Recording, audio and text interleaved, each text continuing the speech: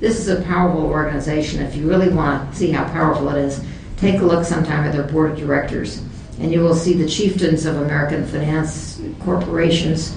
And it's very slick, it's very powerful, and it's damaging kids, and it's damaging the teaching profession. None of that's good.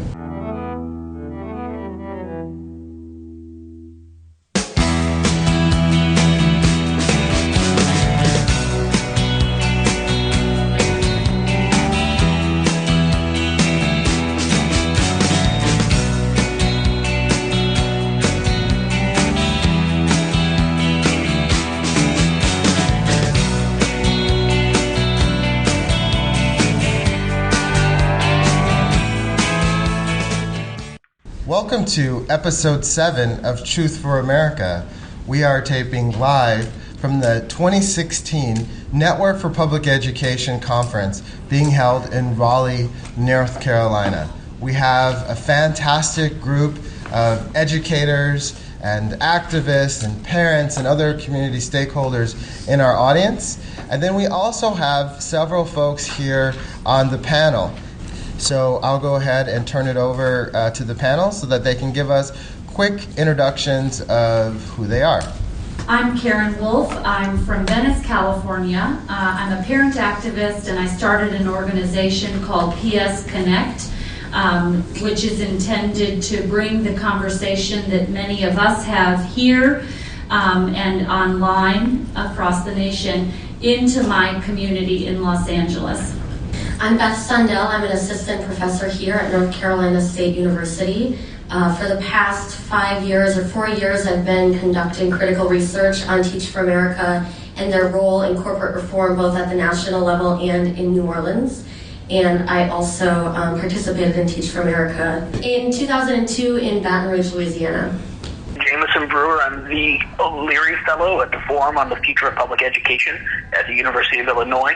I'm a traditionally certified teacher who joined Teach for America to find a job during the recession back in 2010. Hi, I'm Diana Ravitch, and I'm a historian of education and also the president and co-founder of the Network for Public Education. Hi, I'm Amber Kim. I'm a traditionally certified and educated teacher, but I did join Teach for America in 2001 and taught in Atlanta. I'm now a professor and lecturer at the University of Colorado Boulder in Denver and an anti-racist education consultant in the Denver area. And I'm Julian Vasquez-Heilig, the co-host of Truth for America.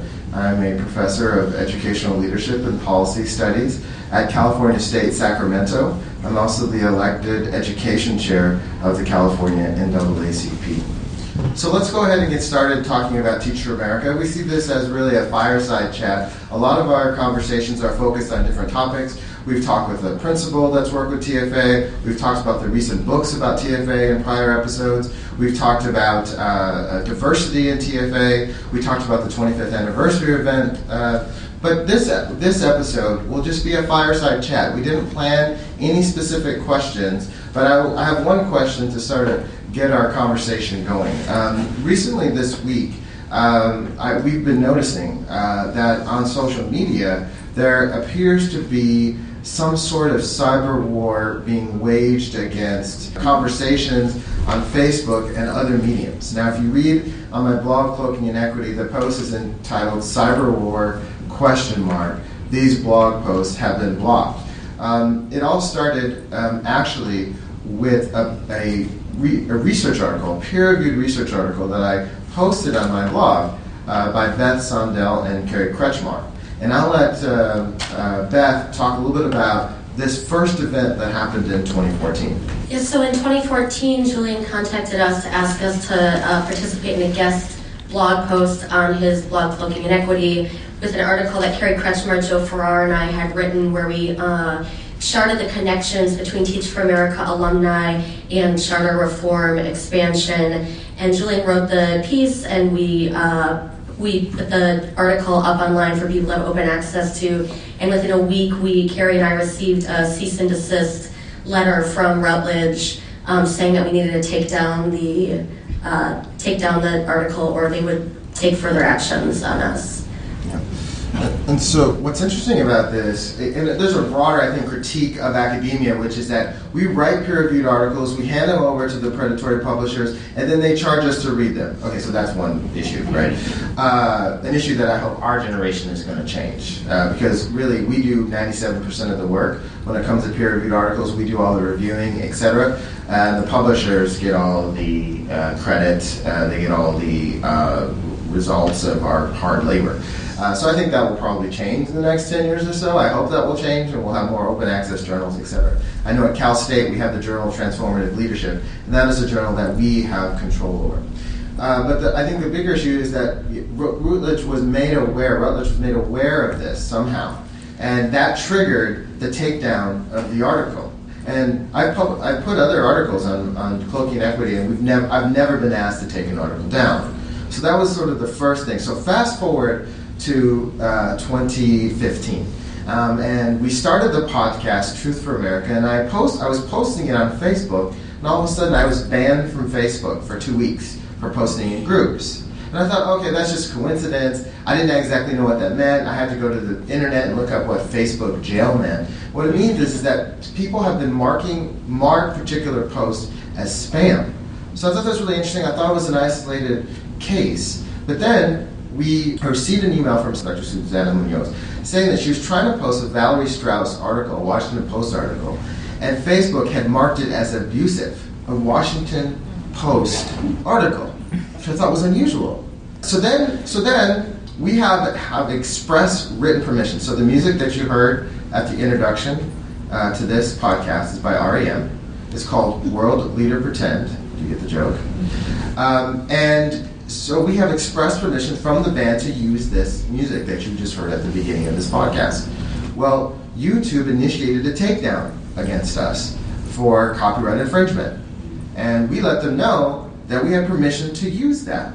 They didn't believe us, so we had the manager go to them, and who's a board member of the NPE, and they finally put it back up. Well, here's what's interesting. There's a lot of strange coincidences here, or maybe they're not strange. Diane started to post Truth for America on her blog last week.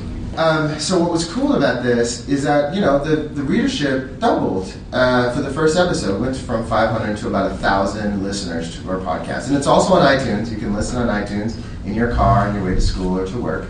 We received another notice of takedown from YouTube simultaneous to when Diane put it on her blog. So again, the manager of REM had to go to YouTube and say they have express written permission to use the song on the podcast.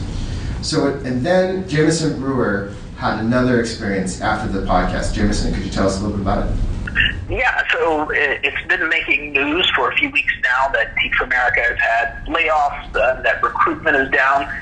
Earlier this week, I posted a story from the Washington Post, so same news outlet that was censored previously by Facebook, about Teach for America, that their applications are down 35% over the past 3 years. And I posted a quote from Elisa Villanova-Beard. I played with it a little bit, but it was almost immediately taken down, not only removed from the Badass Teachers Association's Facebook page. All of the comments that were on there were also removed as well, and I got put into Facebook jail and couldn't comment, couldn't do anything in any group for 24 hours. Now, we could see this as a series of coincidences, and none of the TFA folks that usually troll us on Twitter have said anything about this, which I find that strange, don't you, Jameson? Yeah, I do. It seems to be that the Twitter trolls and the TFA apologists jump on us pretty quickly on Twitter, but they have been absolutely silent throughout this entire week in anything related to censorship. So you might think that all of this is still coincidence. To my right, I have Amber Kim, who was an author in one of the recent books that we talked about in episode 5. Now, what's interesting is when I was talking with her about the blog post, she had a story to share with me about something that happened to her simultaneously with the release of the book. So after Jameson's edited the book that was edited by Jameson, and I'm in that as Chapter 9 came out. Teach for America tried to shame the counter-narratives, and they wrote something about us having misconceptions and only being 20 disgruntled alumni. And I wrote a blog post about that, and it said, they're attempting narrative control. Once I wrote that blog post, which went one of the biggest posts I've ever had, shortly, within 24 hours, I got messages on my Yahoo and my Gmail account that someone was trying to hack into my email. And I talked to Jameson about it and mentioned it to Jameson and said, I just mentioned it, and he had confirmed that had happened to him several times after publishing pieces. So I did. One of them was even from New York. The one to Gmail said someone's trying to hack into your account, and from the city of New York. I've received a call from another TFA alum. One of the things about these sort of social media conversations that we have, you usually have a squad or a crew or a group of people, your compadres, that will, be a part of those conversations in social media. Well, last year, there was, after this Michelle Malkin article talked about the right wing maybe perhaps having second thoughts about Teach for America, we took a lot of heat from the TFA folks when we retweeted Malkin's piece with our own sort of perspectives on it. Well, one of the folks that was a part of this 1,000 tweet stream of consciousness that occurred after that noticed that on his LinkedIn account, all of a sudden there was a lot of tech people looking at his LinkedIn account. And then that night, his blog was hacked, right? So we could think of this as a series of coincidences, and I'm not sitting here saying that Teach for America, the organization, is necessarily responsible for this series of coincidences. But I think it seems pretty clear that the circumstantial evidence is that somebody who is supportive of Teach for America is doing something that might not necessarily be so nice. Well, also, if I can, I just realized this last night, and I didn't think about it until you just mentioned what you said, Julian, about LinkedIn. I got notified yesterday that somebody had viewed my LinkedIn profile from Grand Central Consulting. I'd never heard of that, but I'm looking at the webpage now. They are specifically a research organization that drums up oppositional research. The person who viewed it is a second connection to me. The connection in between is Teach for America. I think these are just some ideas and thoughts to chew on. I think we still need to do some digging. I know that there are people in the media that are looking into this that have more investigative capabilities than we have, because what we presented to you is just, I think, a series of coincidences. So let's go ahead and switch the conversation a little bit. We're here at the Network for Public Education talking about community-based approaches to reform, talking about the alternatives to this top-down corporate reform, privatization, and profit approach to education. And we know that Teach for America, unfortunately, even though they often want to disavow themselves from these approaches to educational reforms, are cogs in this conversation. So maybe I could just pivot a little bit to some of the conversations that the panelists have thought about and how they think that applies to the conversation about Teach for America. And let me pass the mic to the luminary on my right. Thank you very much, Julian. I have written a lot about Teach for America. I wrote about them. I had a chapter about them in my last book, Reign of Error. I've met many young people from Teach for America, and I've always been impressed by how idealistic they are, how committed they are, how much they want to make a difference in the world, and they're very bright. But what they haven't figured out is that they're being used by an organization that's a tool of the right-wing effort to destroy public education and to destroy unions. Teach for America took $50 million from the Walton Foundation. I guess it's hard to turn down $50 million from anyone. But the Walton Foundation specifically has an anti-union agenda. And as someone in one of our earlier workshops said, they have fought a living wage. If they really wanted to improve conditions for people living in this country, they'd pay their employees a decent wage so that the children of their employees would have a decent life. And they are the single biggest employer in America. So they have been in the forefront of pushing for charters, pushing for vouchers, anything to destroy public education, and the Teach for America works hand in glove with them. Similarly, they have been the workforce, the backbone of the charter school movement. The charter school movement is more than 90% non-union. In many of the schools and many of the districts that have been in financial distress, experienced teachers have been laid off. They cost more, they get pensions, and replaced by Teach for America. So they're being used essentially, these young, bright, idealistic kids are essentially being used as scabs. And then the other thing that really upset me was a few years ago, I guess it was 2011, I was in this state, and I went to a conference and learned that the legislature, this Tea Party legislature that was elected in 2010 and has held power in the state since 2010, had decided to eliminate the North Carolina Teaching Fellows Program. Now, this was a program that was very successful. It worked through the University of North Carolina.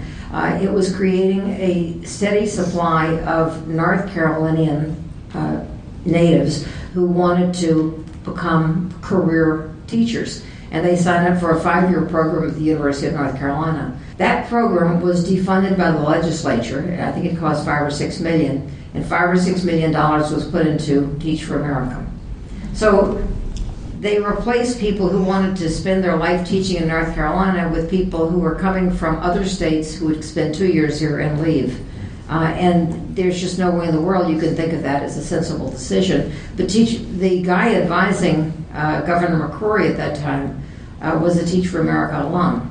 That's another thing that's troubling about Teach for America, is that when you look at where some of their graduates have gone, you have people like Michelle Rhee, John White in Louisiana, in New York City has many Teach for America who've risen to high positions under Bloomberg and Joel Klein. They have aided and abetted the people who are fighting hardest for charters and for vouchers. And that's a pattern across the country. In Dallas, when Mike Miles, who was a Brody, came in to take over the Dallas school system, he brought in immediately a whole coterie of Teach for America, and a 31-year-old kid from Teach for America was put in charge of human resources. Well, that's so insulting to experienced educators, to have someone from TFA with 2 years of teaching experience elevated to be in charge of all the hiring for the district. I could go on with story after story like this, but they all are the same story. And it's very heartening that there are people like Gary Rubenstein, like Amber, and like others, and Beth and others, who have said, we got duped, we got used, I don't want to be part of this. And yet I still encounter people, TFA graduates, who speak this language of, we transform children's lives in 2 years, we close the achievement gap. And yet I read Wendy Kopp's latest book, or I reviewed it, and she said there are 3 places you can look to see where Teach for America really has been successful. One is Washington, D.C., which she didn't mention. It has the biggest achievement gaps in the country still. The second is New York City, which was a miracle district until Mayor Bloomberg left office, and now is no longer a miracle district. And the third was New Orleans. But the fact is, there were no miracle stories anywhere. We're turning schools around, turning districts around. Doesn't take 2 years. It can't be done. And I feel very sad that so many millions and millions of dollars have gone into this organization, which is a very powerful organization. They have, the latest I read was that they have close to $500 million in assets. They have a yearly budget of over $300 million. They have a large number of employees who are paid 6-figure salaries. This is a powerful organization. If you really want to see how powerful it is, take a look sometime at their board of directors, and you will see the chieftains of American finance corporations. And it's very slick, it's very powerful, and it's damaging kids, and it's damaging the teaching profession. None of that's good. I think one of the most powerful forces against Teach for America are those alums that are reflective on their experience. And we have several with us today. And so I'm going to hand the mic to them. And then at the end, we're going to go to Karen, who's with us too from LA, to talk about how you fight back when Teach for America either A, comes to your community as a new reform, or when Teach for America decides that they want hundreds more special education teachers to add on top of what they already have. And you should listen to episode 4, where we have 2 special education teachers from the Bay Area talk about their very difficult experiences as special education teachers. So let me go ahead and hand the mic to Beth Sunda. Thank you. So one of the things I also want to talk about is that we talked about the cyber wars and the silencing of people that are writing about Teach for America now. But there's also silencing way before that happens. And as a researcher, it's been very, very challenging to research Teach for America because they are oftentimes unwilling to share their data with us, even though they have this data and it should be public information as they're being funded by public tax dollars. In order to gather Teach for America's data, you have to enter into formal partnership with them. And let me just read you a couple of the things that you have to have in your research for Teach for America to partner with you. So on their Partner With Us website, it says, in order to do research with them, you have to be looking at how Teach for America is a continuously improving organization, how Teach for America provides a lens on the importance of selectivity, how alumni bend the opportunity curve for low-income children, and so on. Ultimately, in order to partner with them, you have to be explicitly saying that you're doing research that's going to put them in a positive light, and that's not research, that's advocacy. So that's the silencing that starts from the very beginning.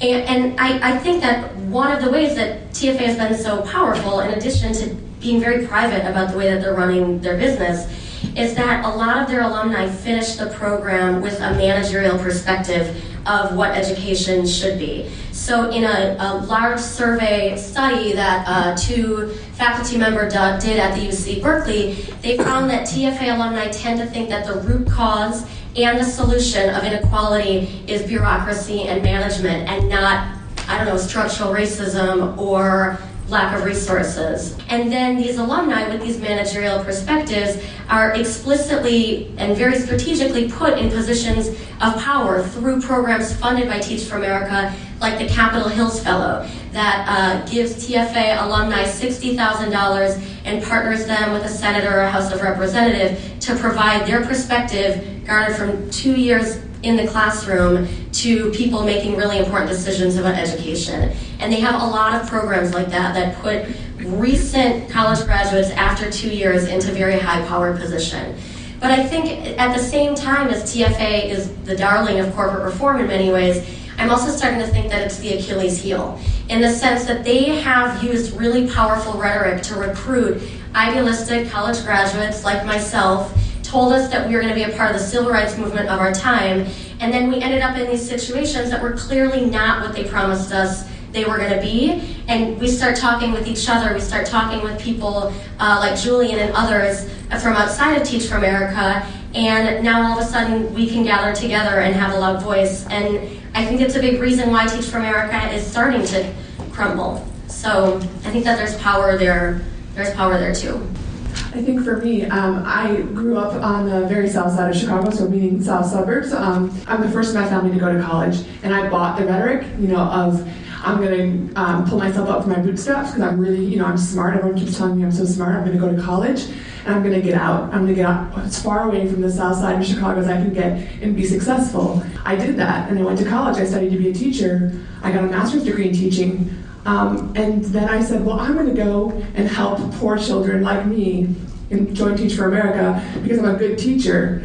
And I'm going to go out there and I'm going to help them get out as well. So I always talk about how Teach for America recruited my classism, and it was internalized, but it was my classism and my racism, and then used it. And so I was sent to Atlanta for 2 years and taught well. But what I started to notice as I was growing older and having taught, and I went into a PhD program, that something wasn't right about what was happening, and I started to peel back the layers of my experience, and then I met Jameson and Julian and the people critiquing Teach for America and realized that my racism and my classism was recruited, it was grown, and it was used in Teach for America to hurt children and to hurt communities. The biggest thing that I remember is not ever being taught. We always were using the words of equity and diversity and inclusivity, but we were never taught to question what we were teaching or how we were teaching. In fact, we used behavior narration and scripted curriculums, and that did not feel right to me, and I started to feel the racism and the classism of that. So that's where my research started, and then studied the intercultural competence and the racial attitudes of core members, and found that the core members were becoming, in some ways, more racist and more less culturally competent being in the core. Because what you're taught is you are taught racist beliefs. You don't want to call them that, they call them something else, but that's what they are. And for those of you journal editors, either out there in the audience or listening to this podcast, Amber Kim has an incredible manuscript that she's preparing to submit to a peer-reviewed journal. So if you're interested, please contact us about that. I'm going to go to Karen in just a second here. But right before I came, I was reading the Education Post, who we actually debated in episode 2 on Teach for America. And their pullout quote was, NPE failed to salute Teach for America in their conference. How would you salute Teach for America, Karen? Well, I'll tell you how I did. I was joined by about 1,000 other people in signing a petition. In California, it seemed that Teach for America last summer, while teachers are away traditionally, Teach for America was going up and down the state pushing contracts in school districts. And because of this network, I was communicating with teachers in school districts. I didn't even really know where they were, but I was hearing chatter about Teach for America contracts. And one day I saw, last October 13th, I saw a tiny little item in the 400-page agenda of the Los Angeles School Board meeting that they were going to consider a measure to allow people who were working toward their credential to remain teaching. And just because of the discussions I had been having and hearing, it was a red flag to me, and I tweeted Julian and said, "Does this look like TFA to you?" And he, in his, laid back way, said, "Mm-hmm." And sure enough, the next month was the whole contract in the LAUSD board agenda. And so we launched a petition. We got about 9 or 10 other people with organizations and parent activists involved, and we launched a petition, and within 24 hours we had 400 signatures telling LAUSD not to sign this contract. Turned out the contract had already been signed, and the board was just going to ratify it after it had been 2 months after it had been signed.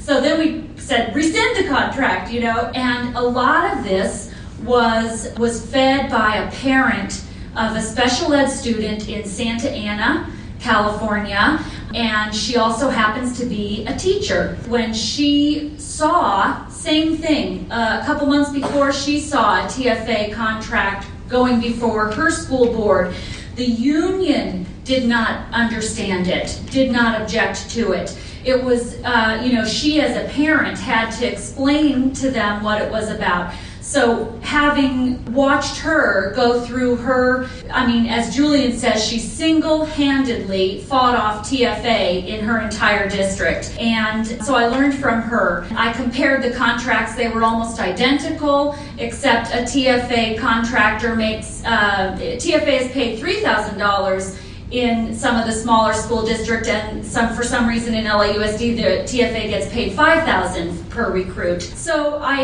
we launched this petition. The board completely ignored it, and our board president is a TFA graduate who many of us say, but he's different. But in this regard, he absolutely wasn't. He laughed during the board meeting and said, hey, I'm bucking the trend. I've been here 24 years, and so TFA isn't all that bad. One school board member dutifully brought up some of the retention rates of TFA as an issue, but he brought them up in such a way that it was not even a serious discussion. He said, there are rumors that TFA doesn't really stick around, and I don't know, maybe this is just chatter, maybe it's not real. And we showed them links to articles that referred to scholarly research about this, and it just didn't matter. It was on the consent calendar.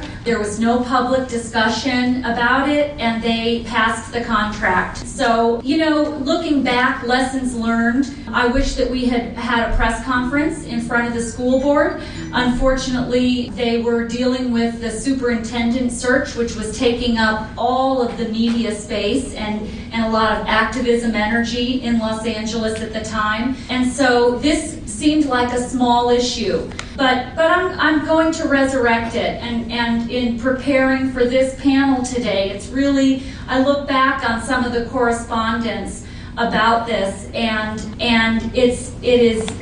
we're going to bring it up again. Because, as many of you may know, Eli Broad lives in Los Angeles. Our school district is his toy. And we've worked really hard to get different board members on there who will stand up for our traditional schools. And so on the one hand, they're saying, we are going to fight this privatization effort, and we're going to support, the union and the teachers. And then on the other hand, they are just rubber stamping one of the main tools that the reformers are using to undermine the teachers' unions and the stability of our schools. So I think parents are in a really unique position in this regard, because for some reason teachers are assumed to have ulterior motives, which we all know is laughable. But parents really are the only people involved, the only adults involved who are not speaking for any organized party. There is no way to interpret what they're saying as having monetary benefit to them or anything like that. So for some reason, parents are able to speak with some authority about this, and we intend to push the unions on it also, because our union even said, look, there's a teacher shortage and special education teachers are really hard to come by, and we're just not going to fight this. So everybody involved needs to really be pushed, and we're going to pick that up again. Tina Andres is the parent in Santa Ana that pressed back against Teach for America when they tried to get a contract in that community. And one of the interesting things that Tina did is I call them the Santa Ana principles, which is that there's a set of principles that she laid out by which she thought her community would find Teach for America acceptable, right? So go to Cloaking Inequity, look at those principles. Many of the things that we've talked about, and we talked about this a little bit on prior podcasts, how could they make changes around the margins? And we debated about whether changes around the margins would change the broader organization. But the thing is that, as Jameson knows, and I'll turn it over to him in just a second, if you look at these contracts, they're basically carbon copies of each other, except for the amount that the districts pay.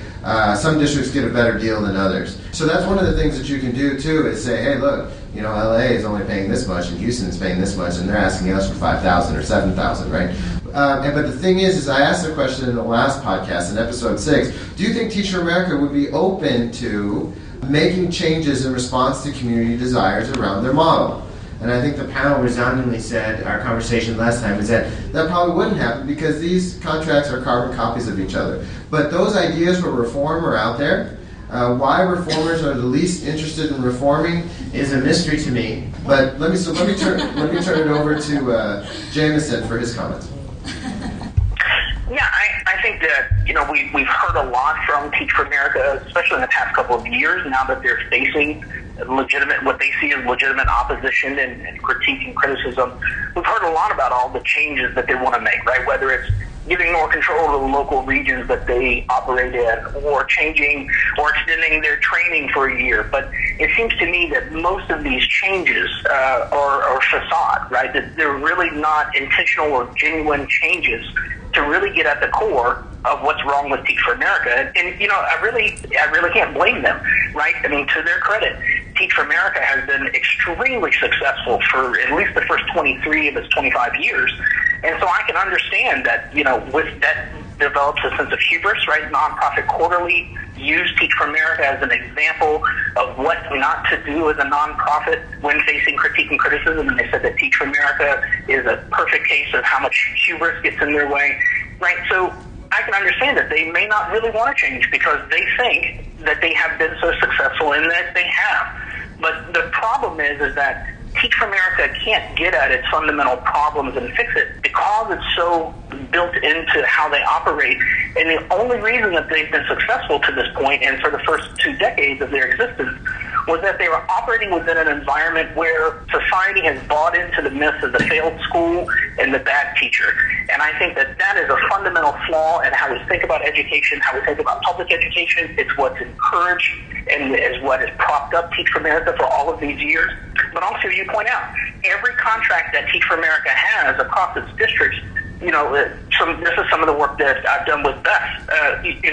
The language is almost identical. I mean, there are some changes based on some regions.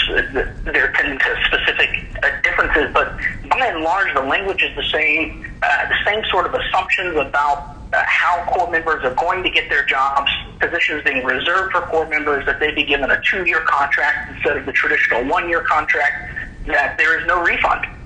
So these finder's fees that range anywhere from $2,500 to $5,000, $6,000, $7,000 in previous years, that's per corps member per year. But every contract says that if the corps member quits or is found not worthy or is removed from their position, Teach for America is not obligated to return that finder's fee, right? So that's for 2 years. And this is money that is leaving these districts and going to Teach for America coffers, right? And supporting this giant national structure. And these are school districts that are often facing budget deficits, right? And so this is money that is leaving the district that could be used for other things, more productive things that we know actually help education, right? Reducing class sizes, just to name one, getting actually really trained teachers and veteran teachers into the classroom. For me, I don't see Teach for America's changes as relevant or as genuine at all. So what's really cool about this podcast is that we're on the road. So we want to take questions from the audience. Are there questions from the audience today? ASU is going to have a graduation, and it is going to have, as its commencement speaker, Wendy Cobb. I wrote them a letter, and I said, that kicks us in the teeth. And I didn't say teeth, okay. You have said that this is an important thing. What I've spent, and many teachers spend 4 years, then a master's, then specialization degrees, and then you're going to bring this lady in and you're going to make this seem as though this is supreme desire. So I said, you have kicked us all in the, you know what. How does that happen? $20 million is how that happens. So Arizona State had a donor that said, I will give you $20 million if you bring TFA into Arizona State.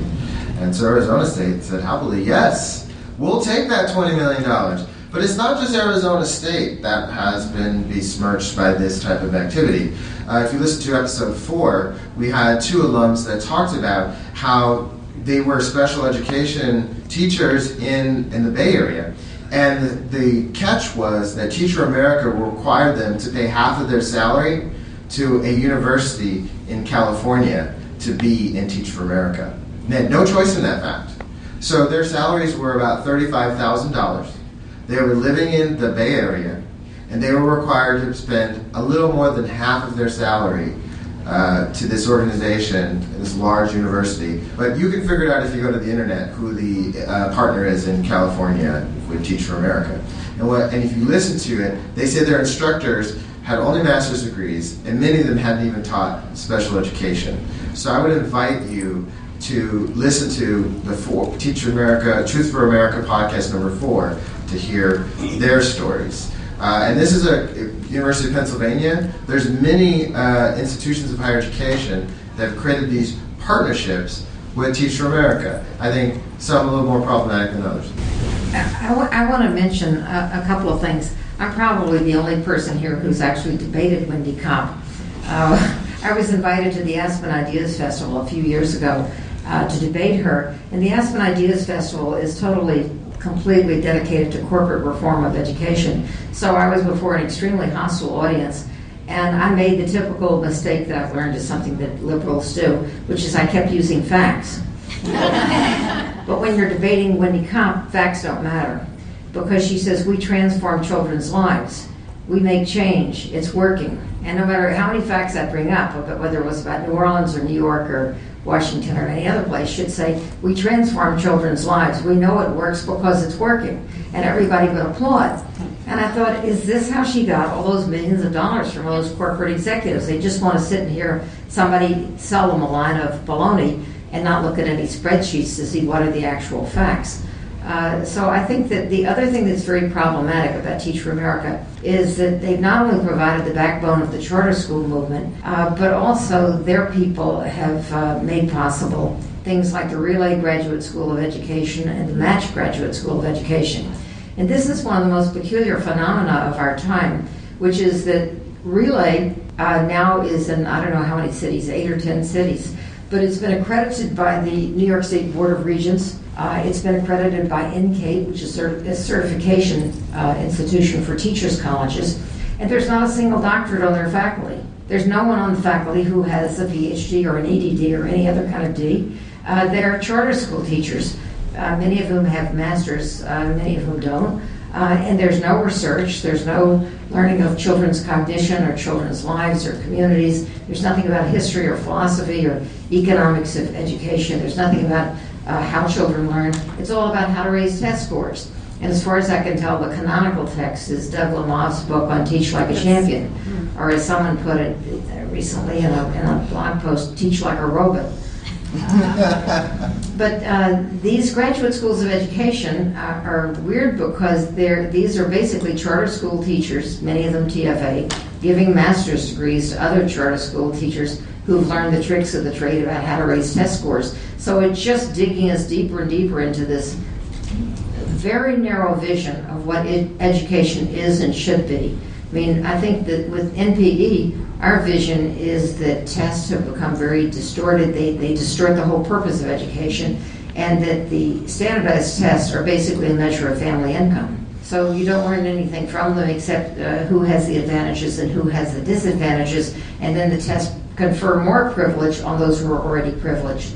So they're essentially a tool of meritocracy, which is not really based on merit so much as on wealth. So this is a narrative that we have to break free of, and Teach for America has completely bought into that narrative and is using its young core members to reproduce it again and again and again, selling it to schools and to parents and children that their lives depend on their test scores.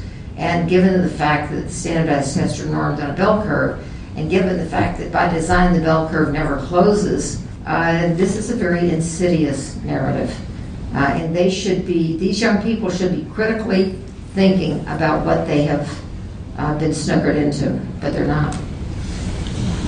So to Peter Cunningham, who may or may not be listening, he critiqued us today in the Education Post for not saluting Teach for America. But we really are saluting Teach for America, just not with all of our fingers, maybe. I'm going to take a risk here and mention the school that's 6 minutes from my house in Venice, California. Loyola Marymount has a huge Teach for America program.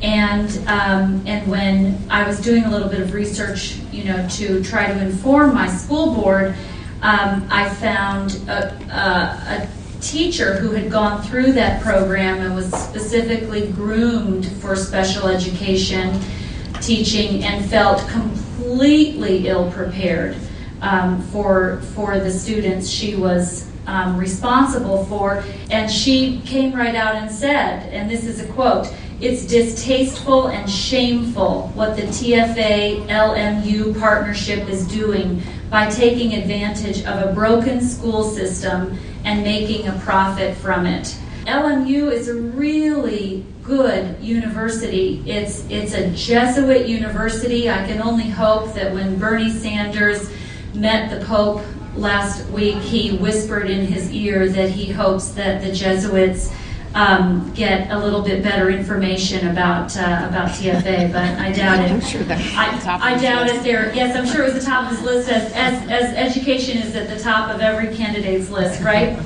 But anyway, there are these universities that are just becoming breeding grounds I went to an LMU graduation ceremony, and the glittery badges that the TFA graduates wear are really impressive, and I'm sure the other students were quite envious. We have another question from the audience. Thank you. It's actually more of a comment. I know that TFA is what we're talking about right now, and it's providing alternative certification to college graduates and has certain requirements to get into that program.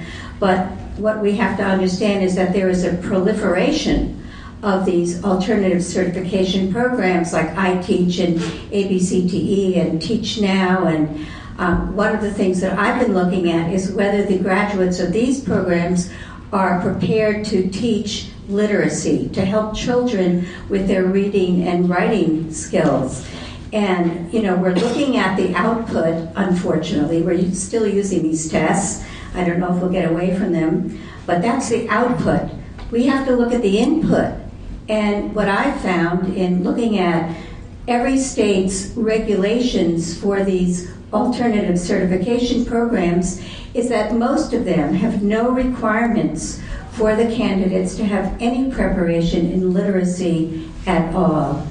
In addition to which, the new ESSA regulations, the legislation, actually legitimates these alternative certification programs and stipulates that if the program it does not have to adhere to the traditional credit requirements of the traditional certification programs, in addition to which it is up to the state to decide whether, when an individual goes through that alternative certification program, it can be considered the equivalent of a master's degree.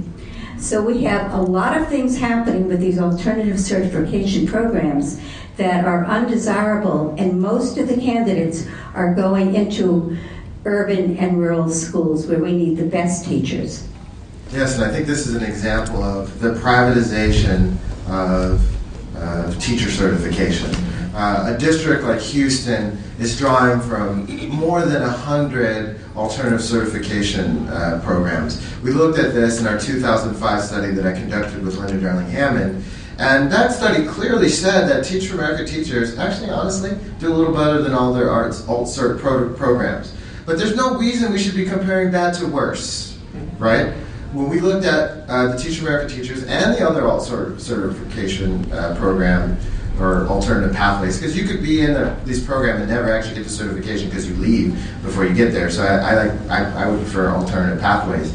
That the fully certified experienced teachers did better than TFA. And I know maybe you didn't mean for this to go this way, but this is actually the catch in a lot of Teach for America research.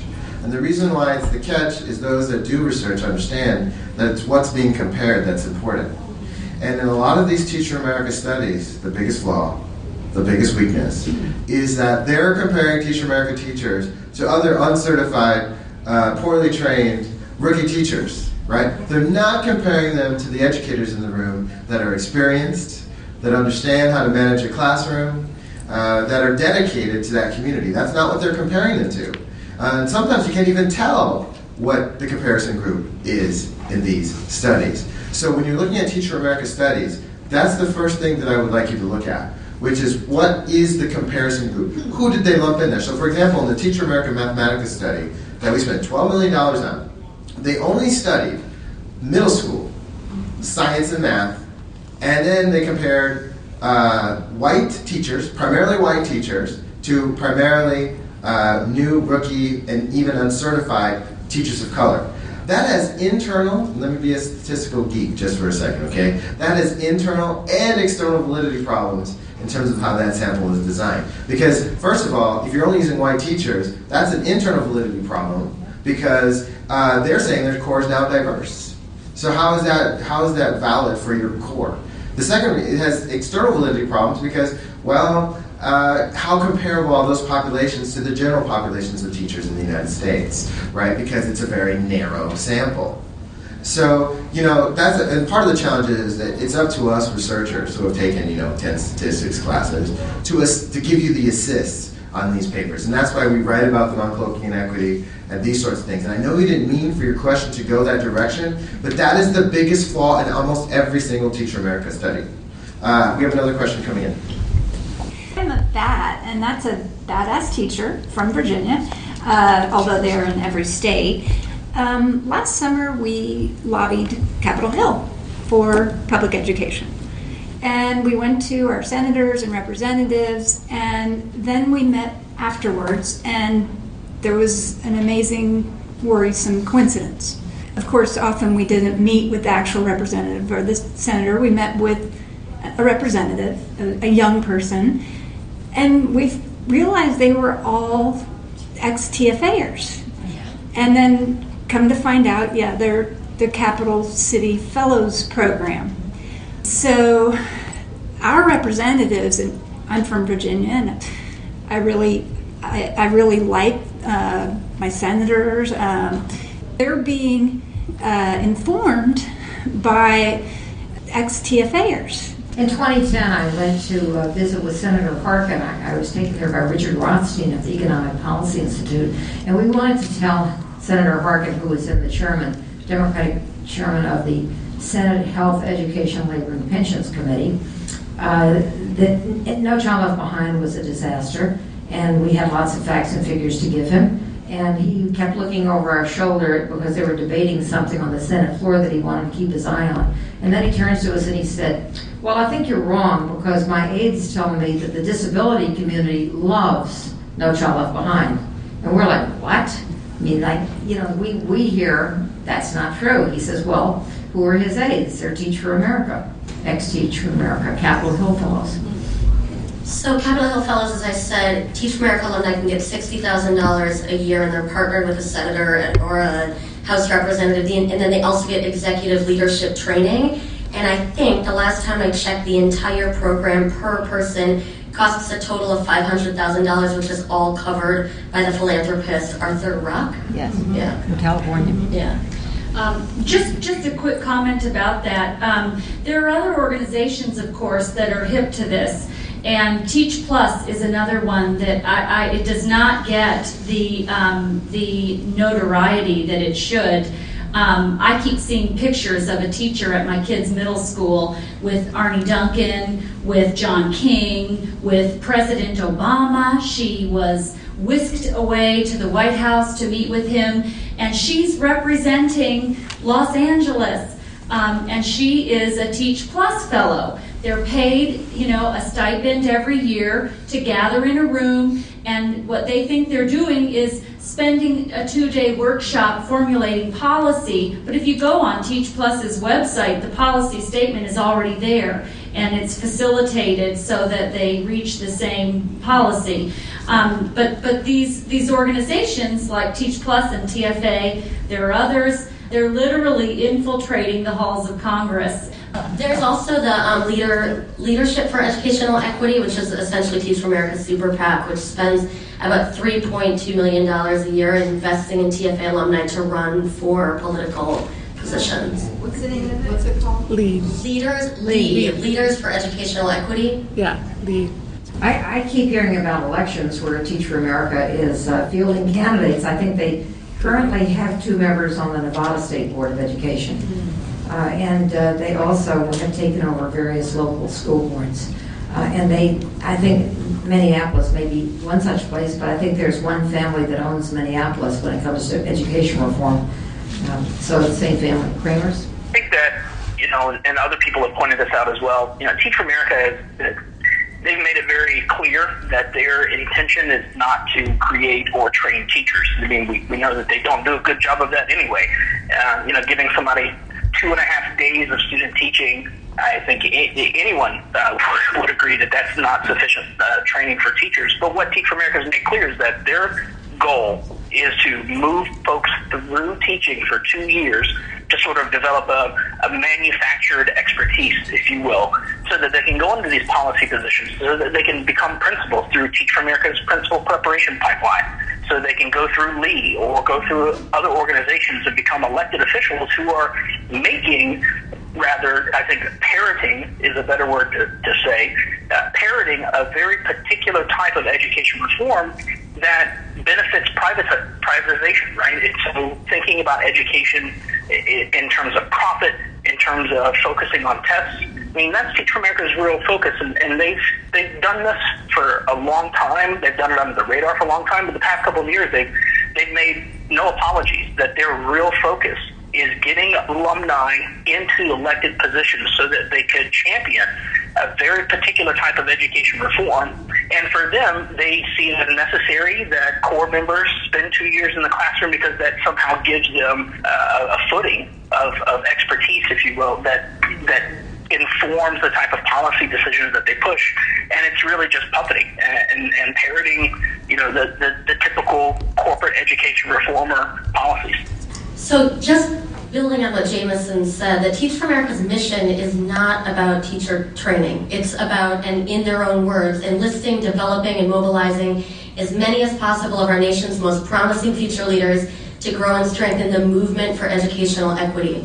And I think if we want to really look at what this movement is, what Teach for America's vision for a movement should be, we should look at New Orleans, where Teach for America has played an imperative role in developing the state of education that we have in New Orleans right now. The state superintendent, members of the state board, over 20% of the teachers there are TFA alumni, over 50 of the principals there are TFA alumni. And if you go into the schools in New Orleans, you see a type of classroom practice that is harsh. It's a narrow interpretation of state standards, direct instruction, rules, and punishment, and not the way that we want our kids to be treated. So they continue to say that what they're doing is for our children, and I think the classrooms in New Orleans are a really good indication that what they're doing is not good for kids at all.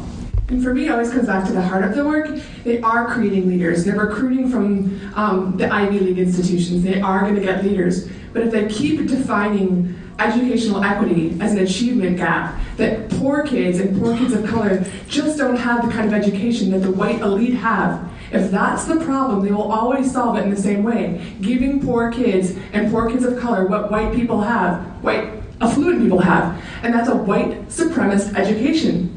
I don't want to give that to poor kids. I don't want to give that to communities of color. I want to change the kind of education, and that involves critical pedagogy, that involves equity literacy, that involves positive cultural and sociocultural identity development. And Teach for America teachers aren't being trained, no one's being trained in developing equity literacy and positive sociocultural identity for kids who are not of the dominant culture. And no one's teaching white affluent kids equity literacy. So if they don't have it, we'll never end the oppression. And that's the real problem. It's the real inequity in America. It is not the achievement gap.